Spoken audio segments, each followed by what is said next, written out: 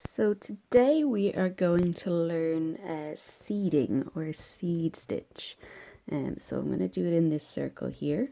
And it's quite a simple but effective stitch. So it's quite a handy one to have. So you can see I've done my 2 stab stitches there. And with seed stitch, it's basically just a lot of random straight stitches. So come up wherever you like. I'm going to fill this whole circle, so I'm going to come up wherever I like and just a straight stitch down. So just straight up and down, very simple. And then again, I'm going to go at a different angle, just straight up and down. And you can kind of overlap your stitches as well if you want to. But you're just going to place them around randomly.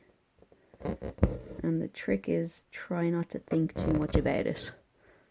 It's very hard to purposely do things randomly, but if you try not to think about it too much, I find that works the best.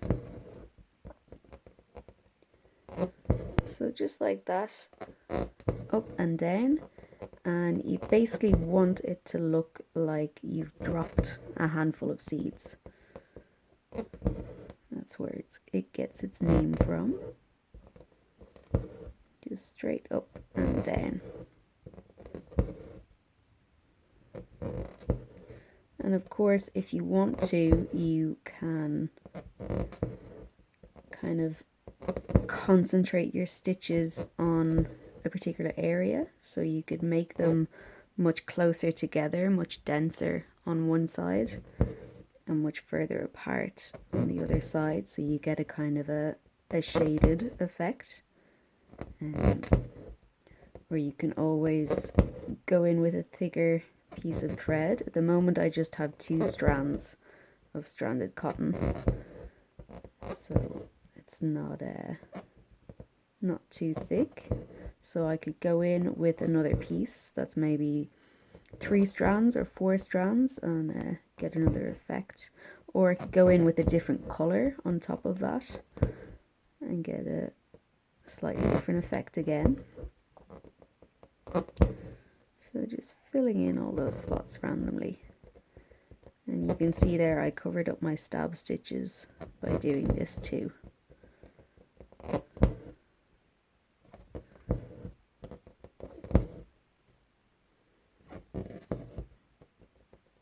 So you can fill as much or as little as you like.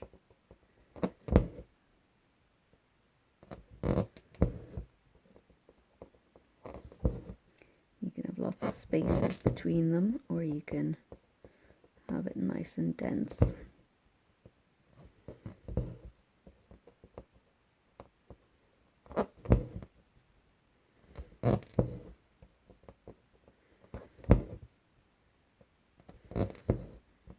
So that's pretty much it.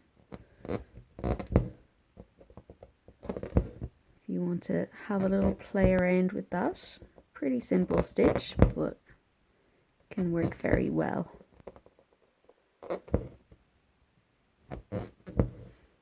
Okay, so you can see I've done them a little bit denser on this side and a little bit sparser on this side, so you get a slightly different effect. It can work nicely as well if you do it in a variegated thread. So they're the ones that kind of gradually change colour, and they can end up looking a bit like sprinkles on a cake or something. So yeah, that is seeding or seed stitch. So have a little play around with that.